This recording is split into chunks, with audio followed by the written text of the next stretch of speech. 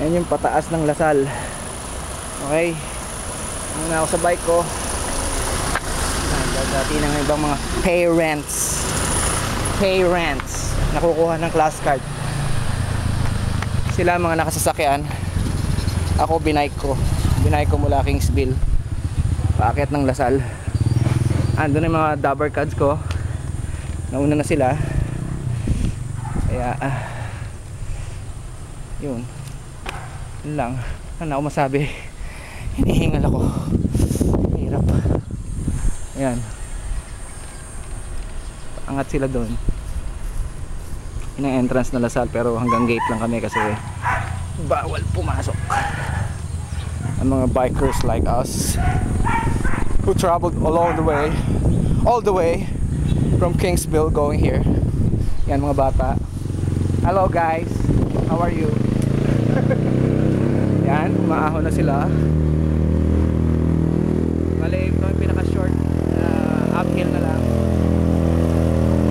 going to the entrance of Lasal. Oh, palingon-lingon pa. Yan muna, parang nahihirapan ako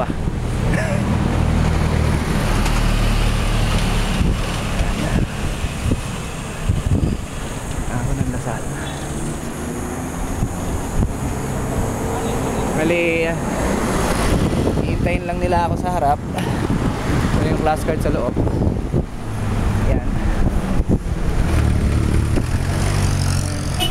ang main entrance ng Lasal.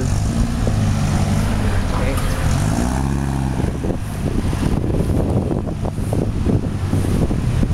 Lasal College, Antipolo.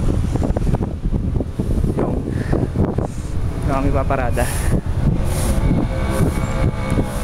Yan, pagod na sila.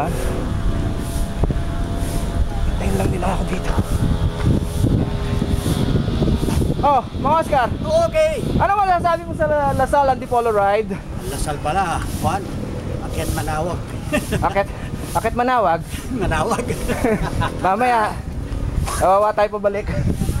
Okay, pahinga muna kami rito. Ako, sawa na dito sa Antipolo Lasal. Ha?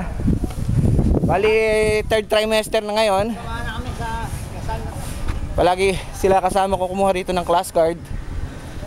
Bali, last trimester na ngayon. Bali ngayon, ibig sabihin no, nakatatlong ahong kami this year dito. Kaya lang medyo konti kami ngayon. Sinabi ko nga sa inyo, 10 divided by 2 lang kami. Panglima na to. Panglima na pala ngayon. Meron kami mga ride dito na walang kwenta. Tumagos kami doon sa Tibagan. Yan. O paano, magpapahinga muna sila rito at kukunin ko yung class card ng anak ko. At after this, balik ulit kami. Kunan ko lang yung ahon doon mamaya. Goodbye and good news. O mga Oscar.